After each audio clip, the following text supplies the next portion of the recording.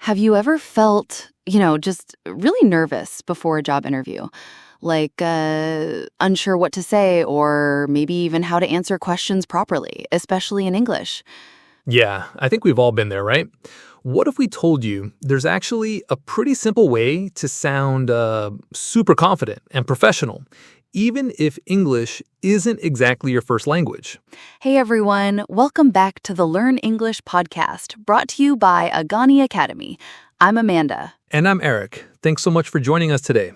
If you're learning English and, really want to speak with confidence, you are definitely in the right place. In today's episode, we're going to actually show you a real job interview, but in clear, simple English.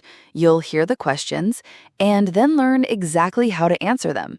It's pretty practical, I think. And then we'll explain everything. That includes, useful vocabulary, some really smart phrases, and of course, our top tips to help you just absolutely succeed in your next English interview.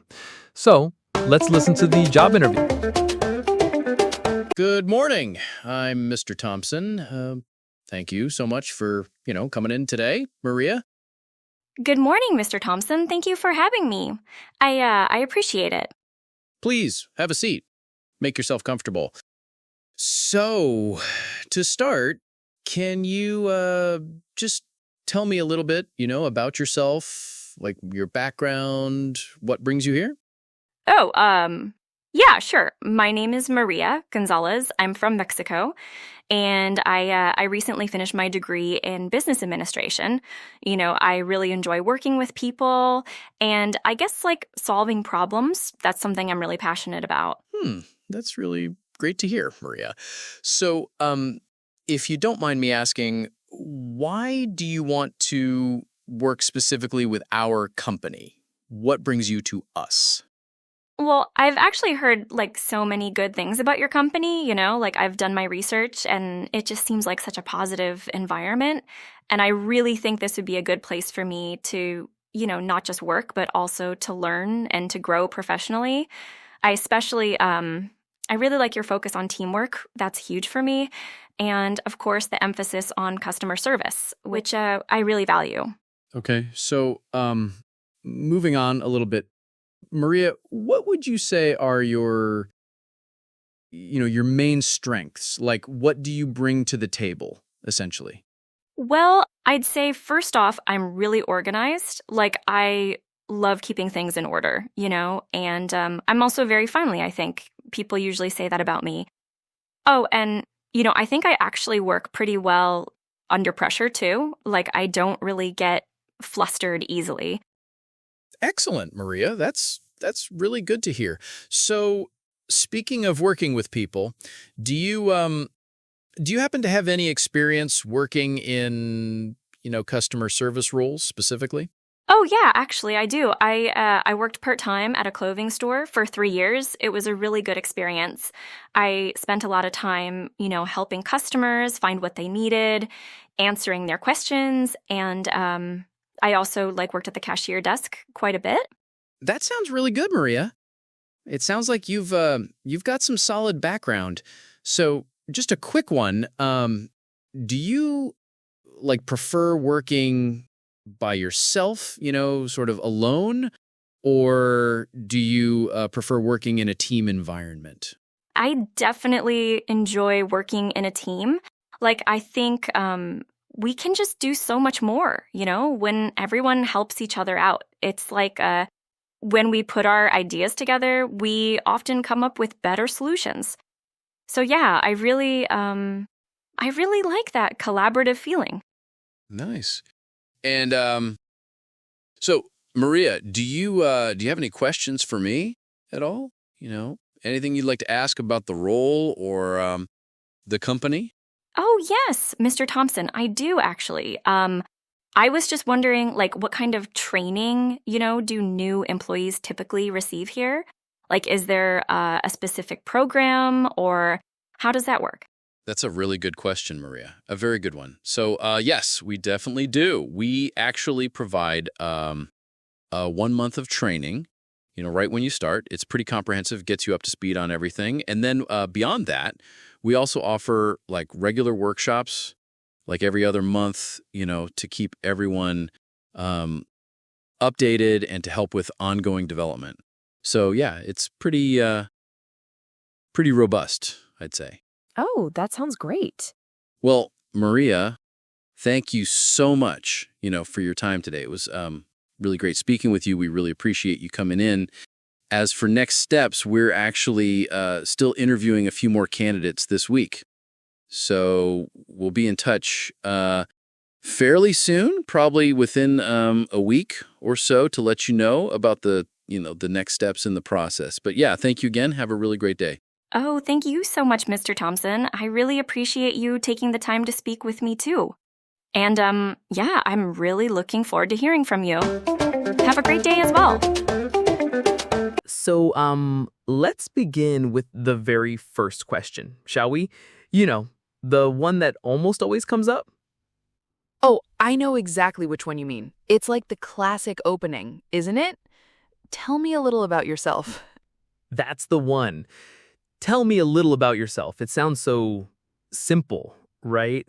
But, it can sometimes feel a bit tricky to answer, I think. What do you think interviewers are really looking for when they ask that, Amanda? Well, they're definitely not just looking for your entire life story, right? What they really want is a quick snapshot. They want to know who you are, your professional background, and maybe one or two of your strongest points that are like relevant to the job you're applying for. It's basically their first impression of your professional self. Exactly. It's not really about your hobbies or your weekend plans, unless, of course, they somehow connect directly to the job itself. It's more about how you fit into a professional setting. Mm-hmm. Totally. And Maria actually handled this question really, really well. She said, "I enjoy working with people and solving problems." Yeah, that was a smart move. I think it immediately, highlights a couple of very valuable soft skills, right? Like communication and, well, problem solving, which pretty much every employer is looking for. Absolutely. It's a nice way to sort of, frame your strengths without just listing them out. It shows you know yourself and what you bring to the table. And it's concise, too, which is great. Yeah, that phrase she used, I enjoy working with people and solving problems. It's just so effective for, those soft skills right away. Right. It really is. And, speaking of really impactful phrases, there's another one Maria used that I think is super important, especially in today's work environment. Oh, okay. Which one are you thinking of, Amanda? Because there were quite a few good ones. Well, it's when she said, "I work well under pressure." That one, that's just gold, isn't it? Oh yeah, that's a classic, but it's so powerful. It basically tells an employer, look, even when things get like really hectic or, stressful, I can still stay calm. I can still perform my duties effectively. It shows resilience, I guess. Exactly. It conveys that you're not someone who gives up when, the work becomes difficult. And honestly, most jobs, they have their moments of like high pressure. So knowing you can handle that, that's a huge plus for an employer. It shows a lot of maturity and reliability too. Yeah, it definitely does. It's a very concise way to convey a very complex and valuable skill. It's not just saying I'm good, but I'm good even when it's hard, which is quite different. Absolutely. And it's something interviewers really pay attention to. They want to know if you're going to be a stable, productive member of the team, even when things are, a bit chaotic. Speaking of what employers look for, there was another fantastic line Maria used that really highlights a different kind of valuable trait. Oh, I think I know which one you mean. Was it, I think this is a good place to learn and grow? Because if so, yeah, that's a brilliant one. Exactly. That's the one, Eric. I mean, it's such a simple phrase, but it tells the interviewer so much. It shows that you're not just looking for like any job or just a paycheck, right? You're actually, invested in your own personal and professional development. Yeah, absolutely. Employers, they really love that. They want to see that you're not just going to laze out after a few months. They want to know you're going to be, proactive about improving your skills and contributing more over time. It's a sign of long-term potential, I guess. Right. And it suggests you're going to be a valuable asset for, years to come, not just for the short term. It shows ambition, but in a really humble, constructive way, too. Definitely. And speaking of showing interest and ambition, did you catch that moment at the end of the interview where Mr. Thompson asks, "Do you have any questions for me?" Oh, yeah, I did. That's such a critical part of any interview, isn't it? It's your big chance, actually. It really is. I mean, so many people just say, no, I don't have any questions. And that can really be a missed opportunity. Maria, though, she nailed it. She actually had a really smart question ready. She did, didn't she? She asked about the training specifically. What kind of training do new employees receive? Which is super smart. Yeah, asking something like that, what kind of training do new employees receive? It shows that you're not just asking a question for the sake of it. You're genuinely interested in how you'll be supported to succeed in the role. It tells the employer, hey, I'm ready to learn and I want to do well here. Right. And it implies that you're thinking beyond just getting the job. You're already thinking about, how you're going to grow and contribute once you're part of the team. It's very forward thinking. Exactly. It's a subtle but powerful way to demonstrate commitment and a desire for excellence. So listeners, never ever say you have no questions. Always have one or two ready. So, before we wrap up today's episode, I thought it would be helpful to quickly go over some of those vocabulary words that we heard in the interview, just, to make sure everyone's on the same page. Oh, that's a great idea, Amanda.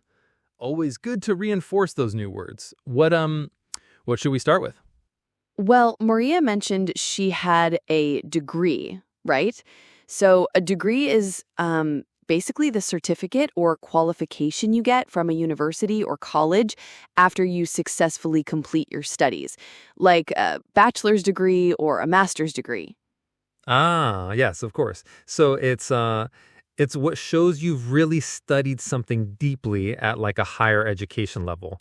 Very important for many jobs, obviously. Exactly. And then there was cashier. Maria had experience as a cashier.